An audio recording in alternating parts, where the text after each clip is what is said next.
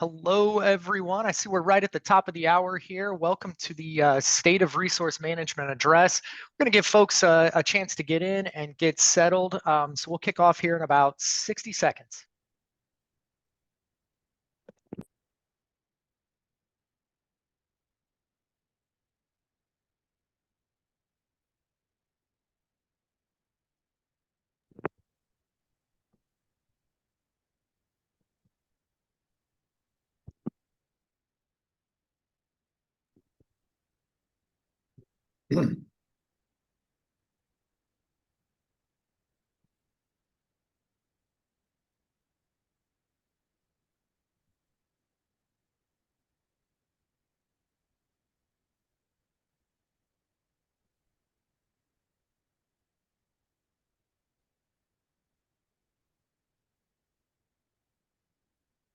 All right, we're going to go ahead and get started here. Hello, everyone. Welcome to the Resource Management Institute's State of Resource Management address. My name is Ryan Childers, Managing Director of the RMI. We're really glad you're here with us today. This is a big one. This is the 10th time we've run the State of Resource Management address, which is really, really cool. Super excited to be with you here today. What I'm going to do is I'm going to get us started with some logistical information, and then I'm going to introduce our featured speaker for today's address, Mark LaCroix, Managing Partner with RTM Consulting. Now, before I do anything else, I want to take just a minute to thank our two sponsors of today's State of Resource Management address. Thank you to Dayshape and Cantata. We really appreciate your help and support in making today's event possible. So thank you for that. Okay, so just a couple of logistical items before we get started here. We are recording today's session. We'll make a copy of the recording available on the RMI's YouTube channel and on our website sometime later today. We'll also share a copy of the slide deck from today's session as well. And because we have a quick 45-minute time frame here and a lot of content, a lot of great content to share, we are welcoming questions from you as you have them. Feel free to send those in. We're going to answer those offline sometime later today or tomorrow.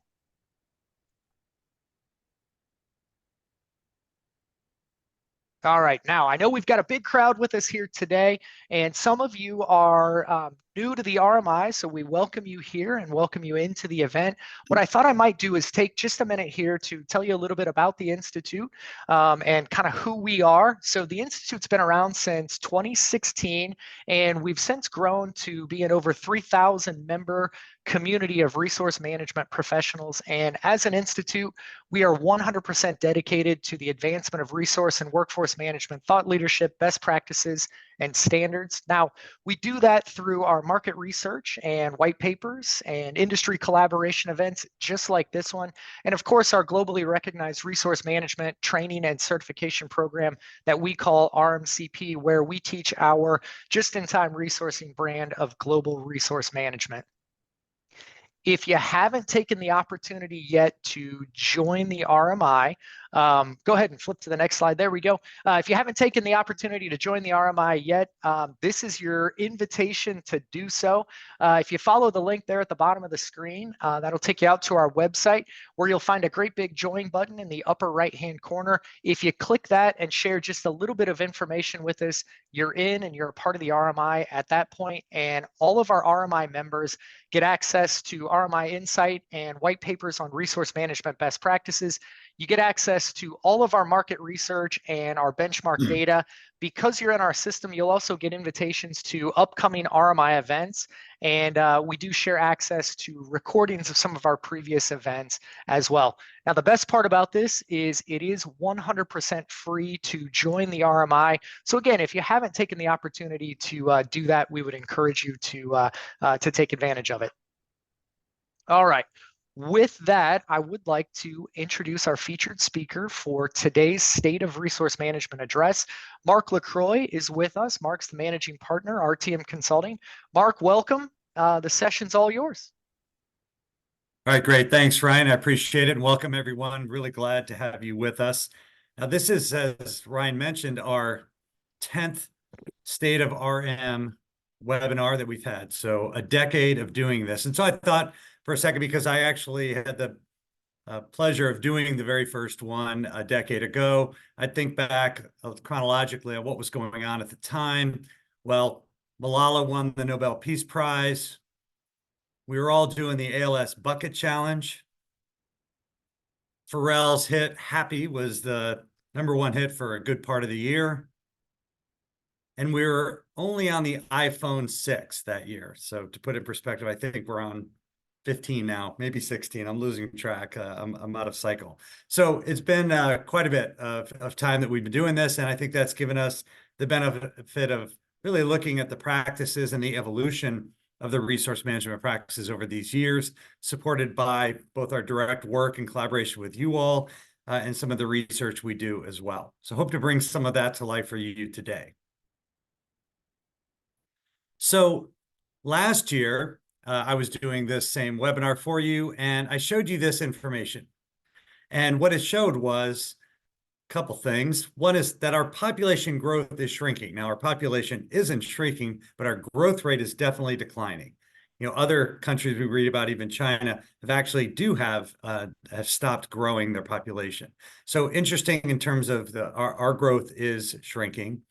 And our labor force as a percentage of our population has also been getting smaller. So, of course, those two forces going together really have a downward trend towards our overall labor population in general. So the data's been suggesting now for a while that we're staring into the future where we're going to have much more scarcity of labor. We're going to be competing over a lot of that same labor. And so, of course, holding on to our people is going to be more paramount than ever. So an interesting vision as to where things were going coming out of the ups and down cycles that we had just been through. But then this happened.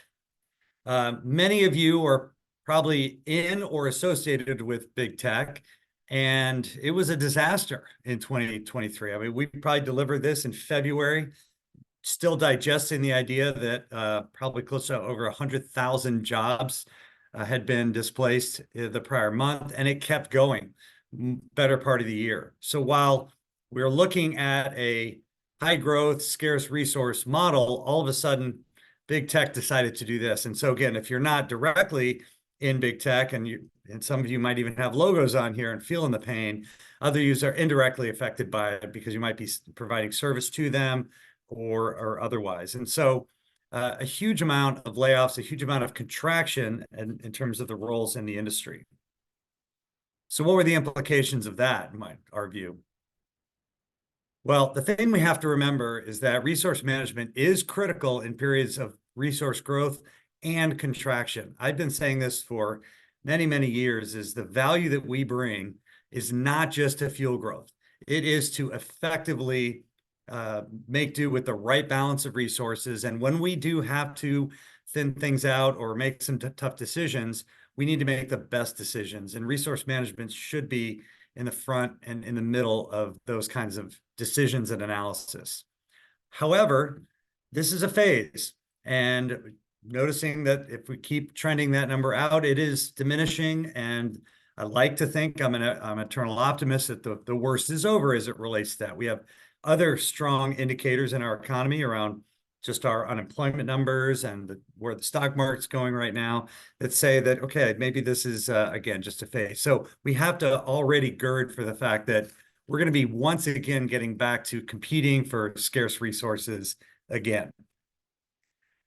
And I would argue also, I've got information in the STEM area that that will be even more scarce because we're not putting out nearly enough college graduates to meet the demand that we have around STEM skill sets as well. So that's even a more microcosm of scarcity that we're going to be dealing with. So what does that mean? We have to be more credible and better at doing our resource forecasting. It's going to be critical to help your organization get better at timing things relative to the growth and the precision in terms of what you're going to need. So again, we're going to rebound from this. And again, we can't stagnate growth because we can't find people or we're very reactive in the way we're going about that. So again, another opportunity for resource management functions and offices to add a ton of value in this business cycle. And so really bring that full circle to say that resource management really is about trying to maintain equilibrium. Now, if anybody took economics class at any point in time, they'll know that equilibrium is really not a steady state. It's a temporary state. It's almost a fallacy that we're ever at equilibrium. And for those of us who are involved in the resource management business, we know that we never get to perfect balance, but we strive for balance. And we're dealing with competitive things on the supply side, like labor shortages, as I mentioned, or global unrest. So we have parts of the world that we have resources at that maybe are politically unstable, or now they're no-go regions, or one region gets more expensive, we have to now explore new regions. So a lot of change there. Evolving workforces and retention continue to be big issues. And on the demand side, a lot of uncertainty, lumpiness. We never know exactly when new product services are coming out and when and how we react to that. And then looking out in the future sometimes can be a little gray when we have economic uncertainty, political uncertainty, or just simply other business cycle dynamics that make that difficult. So again, let's think about resource management adding value in both the upswings and the downswings and helping to manage that change and uncertainty. So again, that's where we add the most value.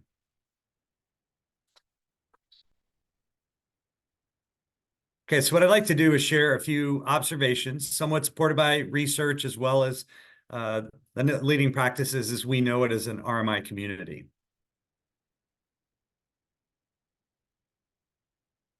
So the first observation is that RM models are evolving. And you might say, what do you mean by that? Well, we have long since tracked this question of, are you running a centralized resource management model, a decentralized model, or a hybrid, which would be, again, a combination of centralized and decentralized. And as you see from the data, that hybrid actually is the largest share of the respondents by a good little margin. Now, we have often said we should strive more for centralized. In many cases, in the right environments, it seems like the most efficient and the most effective at getting good practices evolved. Decentralized is low, and it's been consistently low. Now, if I look at the trend, because again, now we have the benefit of research over multiple years, and we've been asking the same question for multiple years. Of course, that adds more value to it. Look at the trend around it. So you might say at face value that centralization is going down and hybridization is becoming more popular, which again goes a little bit against some of the thinking that we've had over the past few years. And that's why this trend stood out to me. And so it's pretty distinct. And so how do I interpret that? How do we make sense of what this trend means? Is really centralized not in vogue or not? Well, the reality is that it's a combination of factors as to why this is happening. First of all, I would say that overall that it says that centralized isn't the end goal no matter what. And I think that we all have to soften on that a little bit. We, in both our Resource Management Institute and our consulting work that we do, we are definitely seeing more diversity. So anecdotally, we're seeing diversity. Why might we be seeing this in the data? Well, we're getting more diverse organizations participating in good RM practices. And with that, they're also participating in our RMI. So they're responding to surveys like this and contributing to our research and we're working with. So it's a combination of a wider array of organizations doing it that may be less traditional or not just pure professional services. And so there's dynamics in there that mean that hybrid is more appropriate or more fitting for them, either at their level of maturity or just in general based on their organization. So we're hearing from a broader range of people, which we think is affecting some of that mix of central versus hybrid. But also in the dynamics of the traditional centralized models, there is some pressure that we observe going on that you might feel as resource managers or PMO leaders or overall, and that is projects and assignment sizes are getting much more varied and in many cases a lot smaller. So our work units are getting much smaller, which means it's harder to maintain. And so hybrid means we're pushing some of that visibility and maintenance of that information out to more leaders, more people, and maybe less channeling things through a single pipe, which is the RMO, to handle all those assignments. So the sheer volume of smaller and more has said maybe there's a better way to handle all this traffic. Not saying one's right or wrong, again, it gets very context specific. And then third factor here too is related to that is project ownership and management is getting more diluted. We see more and more less projects being led by project managers. It's most efficient, effective when there's a project manager because they're in charge and can dictate what changes are happening, and it's easy to map processes to work with that. But when there aren't project managers, and maybe there's a lot of coordinators, maybe it's just the lead technician who happens to own the project. Now we have a much bigger universe of folks that have to interact with the process. And so again, this is where we see some organizations decide to empower some of that more broadly with some of the same standards in place so that they can still run their process. So what I mean, again, go by the hybrid again, is that we're still following good process, but we're putting it in the hands of more people, and we're using RMO still to establish that standard, enforce and govern that standard. So what are the implications for us? The ideal target model may not be centralized for your organization. Now, again, this might be one of the early times that you'll hear me saying that, because I've been a big proponent of centralization. I think we should always strive for that, but clearly organizations and data are getting value from hybrid and in spades. Data management and quality, though, do become more difficult in a hybrid model because you have more participants, more points of entry. The other thing I want to emphasize too is this shouldn't be an economic decision. So the working assumption is that RM effort is similar, just distributed differently across the organization.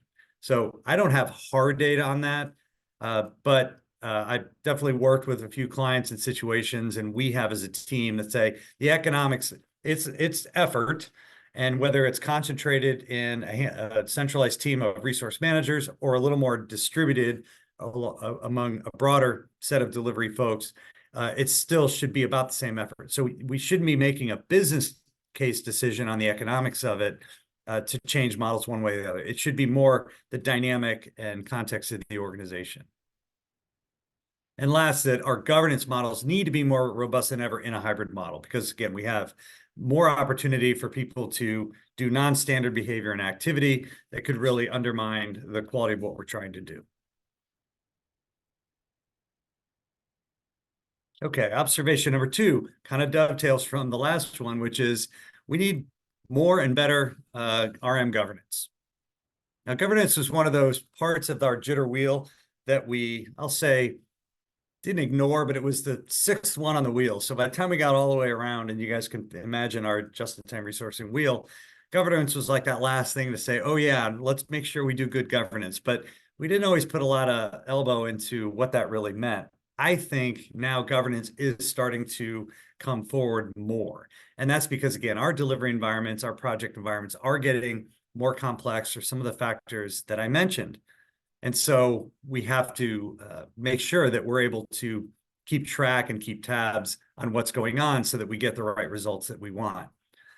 And so when we equate governance and we look at things a little bit more about, and I chose this question here about our biggest inhibitor, and data is the biggest inhibitor. It stands out. Now, is it by far and away? Well, process is still pretty key as well, but data, both the accuracy as well as the availability. So if you combine them, that makes up almost 40% of the respondents saying that data is a problem. And so the statement would be is that lack of quality data here is probably our largest governance challenge. So we need data on the health of the data, which sounds a little funny sentence, but we have to know that we have good data, right? So do we have data on the data? And I think a lot of organizations don't. Now, one thing I do want to highlight is that we have this question about how often do you update your data? How recent is your data? And that's a good news story here, that 78% of organizations are updating their data weekly and that or more, and that's actually a really good practice. So timeliness does not appear to be our collective challenge. I think that our problem is quality. Now, we've shared this before, I think a year ago or more, and I want to come back to this data governance framework. I think it's a good tool that you all should use, or at least a picture that you should feel free to copy and stick in front of your teams, because this to us is really what it means to govern the data and information of resource management. First is ownership.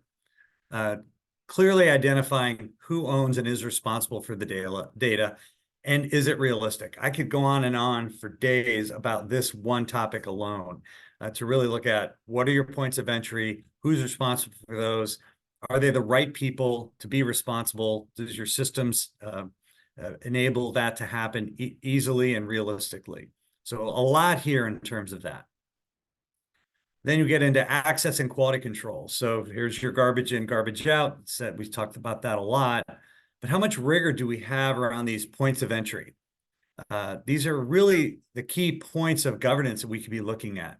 We have project managers who are updating schedules. We have people involved in this pre-sale sales process who are setting up our future demand, or in our PMO planning teams that are laying those out. Again, these are those points of entry of our data, or the hardest part is the maintenance of our ongoing backlog of work, and how are we getting that information updated and kept current, right? So those are your points of entry, and that's where we need the most focus around process and quality control and governance. Next is transparency. So we often say, we've been saying this phrase for a long time, sunshine is the best disinfectant. So there really should be little to hide. If you sense in your organization that people are uncomfortable with exposing their information, like who their resources are, what their skills are, what they're assigned to, that's a warning sign. That's a warning sign that says we're not going to be as effective as an RMO if people are hiding data from us or afraid for other people to see their data. Now, again, real privacy data that's not what I'm talking about, but I'm just talking about what should be organizational public information, like what are people working on and what is their role and what are their skills.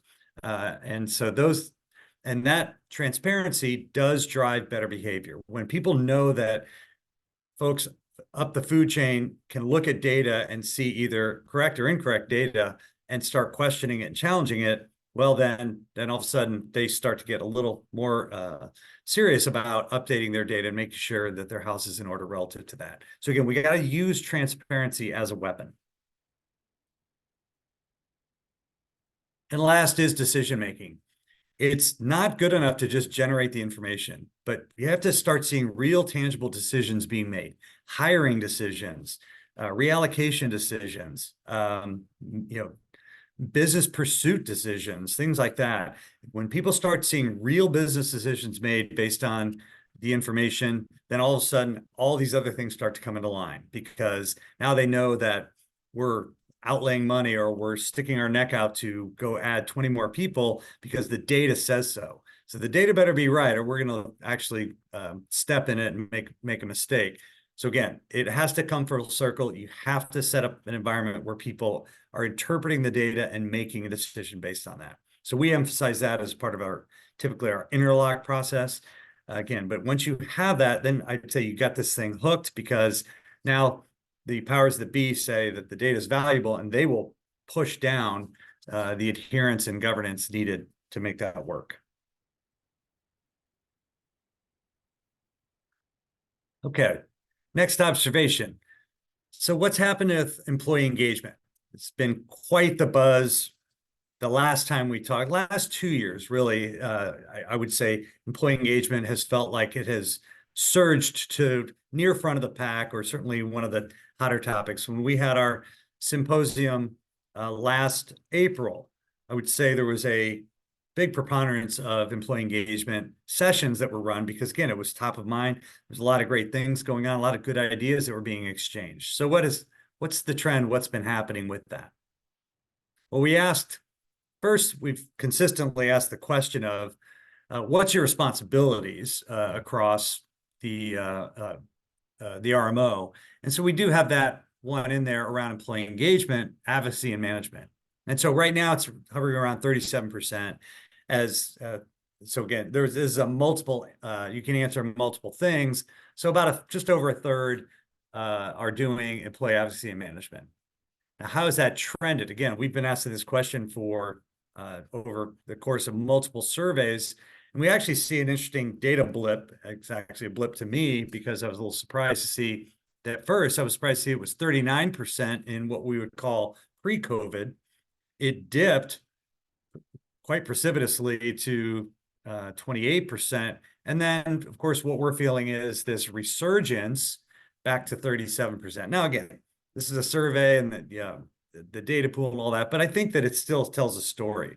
And the story it tells me is that, one, we were probably doing pretty good and took on some of that responsibility pre-COVID. By the time we did maybe the survey in 21, again, we were going through a contraction still. We were still reeling from the economic hit of COVID. And so we were feeling a little probably down about things. And then really when we had the resurgence and growth that came following that, we realized, remember, we were having a hard time finding people, retaining people we had turnover rates of 20 and 25%. That was going on in that 21 to 23. So we kind of surged back and I would argue if we would survey again right now, probably that 37 is going to 40 and beyond, because I think we've learned our lesson a little bit from that. But the point being is that we weren't bad at it before. We kind of felt it was our responsibility. Again, in times of contraction, I brought that up before, we can't change what we're doing. If anything, we have to double down on what we do well. And so this tells me that we lost sight of the importance of still looking after our folks, even when things aren't going, in the right direction for our businesses. Now, what I do want to highlight too, what you see in the data is we have a lot of you are external facing and serving clients, but we also have a large faction of enterprise or internal facing organizations. And you see a pretty big disparity in how they each group answers the question, and it's understandable. Usually internal facing or enterprise organizations, little more intimacy. It's oftentimes resource management also is doing some amount of organizational management of people. So there's a little more of that embedded in the responsibility of their RM models than maybe so in the client facing. So I think there's room for improvement in client facing to continue to do more, to contribute more. And again, the highlight there that on the enterprise side, it's definitely a bigger part of the job. So there can be things that can be learned from that.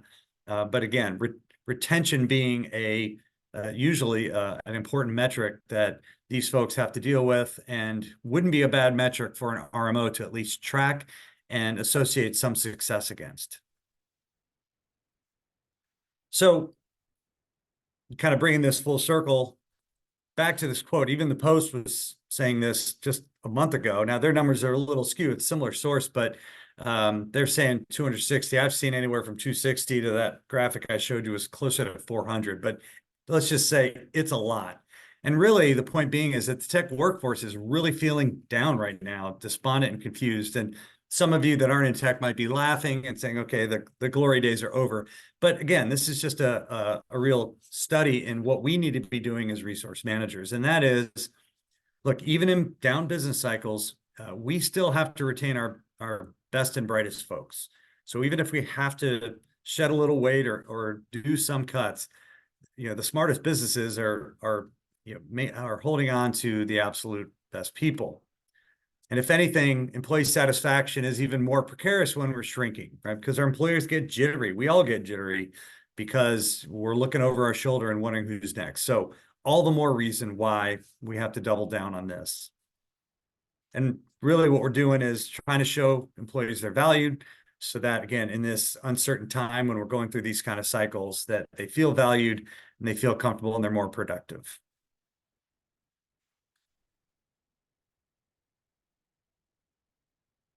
Okay, and the last observation is that generative AI will have a positive impact on RM. So of course, it wouldn't be a webinar without talking a little bit about RM. But let me diverge for 1 second and talk about a kind of an old event, current event. So everybody recognizes this person as Amelia Earhart. And why am I talking about Amelia Earhart and Fred Noonan? So she disappeared. Her plane went down in July of 1937. I think 87 years ago, if I'm doing my math right. So why am I bringing her up? Well, very recently, probably in the last 3 weeks, 4 weeks, there's good evidence that someone might have found the plane after all these years, after 87 years. It's been one of the more interesting, spooky stories. I remember there used to be this old series when I was a kid called In Search of by Leonard Nimoy, and it made it all spooky as to why they went down and all kinds of second guessing. But people have been looking for this plane from day one till now, and they think they finally found it. They're able to capture the image. Now, the backstory here is that the plane is in the middle of the Pacific. It's at 15,000 feet of depth, somewhere in the middle of the ocean. The group that went out to find it was privately funded, but it was a 16-person crew on only a 90-day expedition. They searched over 5,000 miles of ocean floor. So you might say that, I mean, this is quite a daunting feat. And of course, it takes state-of-the-art technology to make this happen. They've got these best ever sonar detectors and all that. In addition, they have computers that are interpreting images and deciding is it a close enough match or not, and giving the people, the researchers, the information that's already filtered out all the other seemingly objects that are down there. And so what they've been doing is, of course, and so I think that the other interesting part of the story is the whole search and the whole structure of where they're going to look and why was based on a theory and assumption that was developed, or that's been in the knowledge base, but this researcher decided to use it, which was called the dateline theory, which means that Fred Noonan, the navigator, once they crossed the dateline, he got confused and he miscalibrated where they were, and they missed their target by 60 miles. And so, assuming that was what happened, that's where they trained their search on. And lo and behold, they found it. And so you might say, Mark, why are you talking about all this? And so my point being is it kind of struck me is that we've been trying to solve this mystery for 87 years. We may have had it solved. And it's this great orchestration of technology and human knowledge, I think, that really bodes well for early stage AI, in my view, is that first that the team had to build a hypothesis and they had to build a framework for what they wanted to learn and do and train that super technology to do. And then also they had to interpret it on the back end as well. They were given images, but they still had to revise and judge and make determinations of, is this the right result or not? So humans framed the problem and interpreted the results to ultimately get to the answer, but some pretty incredible technology was going on in the middle. And that's a little bit about what I think of what AI is for us. It's going to be incredible technology to allow us to do things that were previously impossible, but it's still going to take human judgment to both define the goal, the problem, or the need, and also to validate the outcome. So with that, we think generative AI is going to be big. There's just no getting around it. Now, how soon and in what way, and where is it going to hit first, second, and third? But if you look at the McKinsey report, it's going to have real impacts on our productivity of our industries globally, not just in the US, but all over the world. And so we all have to reckon with what that's going to be and how that's going to help. So we're going to try to take that down to our world in resource management. How can we capitalize on this? So a lot of folks been asking, I was on another webinar in December where their questions in the box were coming, how do I exactly implement and do AI, right? There's still a lot of questions just in terms of how to make it happen. And there's a lot of complexity there, more complexity than your organization probably can deal with. So what do we do to get ready for it, given the uncertainty of just how to deploy the technology is? First, I've been saying this now for a few months, is know what your use cases are. I mean, these are business, again, these are business statements, business needs, business problems. What are you trying to solve? What are some of those use cases? Whether it's intelligent resource recommendations or dynamic skills matching or portfolio staff optimization. I mean, what are those use cases? I mean, you have to envision them in your head before you can have AI do them as well. So you have to, again, build out that use case or set of use cases so you know what are you trying to solve for. And once you know that and you dream and go beyond that, you have to get your data right. So whether we have AI or even have more basic tools like analytics and basic business intelligence tools, which we've had for a while, we still have to have good data to interrogate. And so AI is going to be no different. If your data is nowhere, somewhere, or wrong, as we were talking about before, then AI is going to be of limited use to you at all. AI does not fix your data necessarily. Now, it can overlook some bad data here and there, but you're going to get better results with better data. You have to continue to mature your functional processes and improve governance to ensure you have good data. So there's two things in here. One is your functional process. So I just mentioned some use cases like staffing, like skills interrogation, or like optimizing your portfolio. But you still have to look at, do we have a good staffing process? What is our staffing process? Who's involved and how should we do it? So we have the maturity model. We emphasize in Connect in the past, we've got a resource management maturity model. Strongly encourage you to go back to that white paper, go back to that RM maturity model, and look at your own business again and saying, how are our functional processes, and are they where we want them to be? So again, you're getting ready for the technology then to be able to really augment these processes in the very near future. And then last is work with your technology vendors. Most organizations tell you right now, you're not going to be able to build this on your own. This isn't like pull an algorithm off the shelf and plug it in. It doesn't quite work that way. So either you're going to invest and hire a team of data scientists to build out your own, or you're already a large company with a lot of resources that have this capability in-house and can do that. If so, you're lucky. But many of us, most of us, can't make this investment. It's too acute. It's too off-center for what we're good at and what we know how to do. And so what we're going to need to do is really rely on our vendors, whether the ones you're working with or ones that are emerging, to say, how are they going to be able to bring these AI for the use cases that we need to RM? I'll tell you right now, they're out there and they're thinking about it, working on it, and in some cases are making incremental gains in these areas. So it's worth starting to definitely asking the question of technology vendors now is, show me what you have and where you're going with this. So we're at the early stages of it, but there's definitely evidence that it's coming from our vendors. So I, again, strongly encourage you to have that dialogue with them. Okay, so those are some observations, some trends. Hope you benefited from that.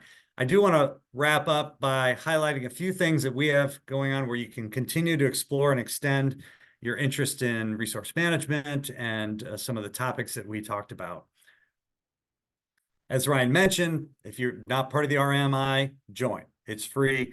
You get plugged into all this knowledge information that we're sharing, like today, and future webinars, white papers, and research. A few key events coming up for the rest of the year. I'll talk about the Resource Manager Global Symposium in just a second. We always have quarterly power-up sessions, so half an hour lunchtime if you're on the East Coast, or if you're in the world, that's kind of the anchor time. 30 minutes on a topic. You usually have a guest speaker participate and add a lot of interesting insights to what they're doing in practice. We're putting quarterly market research so you can both participate, which we really welcome. The more people that respond, the better the data. And then, of course, you can benefit from consuming that research once we publish it. So every quarter, we're doing another survey. As you can see, we do some repetitive ones, and then we do some unique and different ones. And then we have a 6-month every year, but in the 6-month cycle, we do RMI Connect, which is really our smaller virtual live conference that we have. That's a smaller version of the symposium. That's always a popular event and easy because it's spread across a couple days, just 3 hours over a couple days, and don't have to get on a plane to get there. So I wanted to spend a little time just highlighting the Global Symposium, which is only 2 months and a week away in April in Indianapolis. We've got, I will say right now, based on our current people that have actually registered and signed up to attend, we're already it's already going to be our largest symposium yet. So If you're a victim of FOMO, fear of missing out, you are going to be missing out if you don't make it because it's already bigger than it's ever been. It's in a great new location. I know Ryan and team are super excited about the facility. It's a JW Marriott, and the layout and all that's going to be very conducive for a lot of good interaction, a pleasurable stay, and the weather is going to be great for you that don't know Indianapolis. It's going to be April in Indianapolis. It's going to be nice weather. So again, strongly encourage you. We're very excited. Our RMI team's really gearing up for this now. We're doing the final touches on all of our planning. We're going to have sponsors there and vendors. As I mentioned, with the technology, there's going to be a lot of vendors there that you can talk to, see what they're up to, see how that might benefit your organization. So again, don't miss it. Now, one of the things we're doing, because we were about to close our early bird discount for that, but what we're doing is for anybody who's attended this, we're extending the early bird discount 1 week. So you have a week from today to actually sign up for the RMGS and still benefit from the early bird discount. So just use that state of FRMO 10 and register using this link below. So again, really encourage you to take advantage of that today, tomorrow. Get your early bird discount in, and look forward to seeing you. I'll see you there because I will be planning to attend. Just a reminder, we have the RMCP training. Ryan mentioned it a little bit briefly up front. Again, this is our certification training that really gives you the knowledge behind a lot of the leading practices around resource management. Just highlighting a few dates for those of you trying to get away from the cold north in the middle of spring. We're doing West Palm Beach and a live classroom setting March 12th. So just wanted to highlight that, and November. So we're giving you some reasons to head down to Florida, and maybe you can also learn some RMCP along the way. We're also doing some couple classes in Cincinnati, and then here's our virtual live instructor-led classes here, which we do quite more frequently. Okay, so to wrap up overall, again, want to thank our two sponsors for this. Again, it's a great event. So glad to have them as sponsors, Dayshape and Cantata. And really with that, as Ryan mentioned, if you have questions, welcome you logging them in there. We'll reply to them offline afterwards. If you want more information, again, you can ping us at info@resourcemanagementinstitute.com or just go to the site. And then I also want to make a plug for following on LinkedIn. We have this RMI Collab community, which we had established to get you all talking. It's not about talking to us, it's about you guys talking to each other. So if you haven't checked out that Collab community, I highly recommend you go look for it, opt into it, and participate. It's a good way to talk to other RMs and people doing similar function out there. And so with that, I'll say thank you for attending, and hope to see many of you at our symposium in April. Thank you.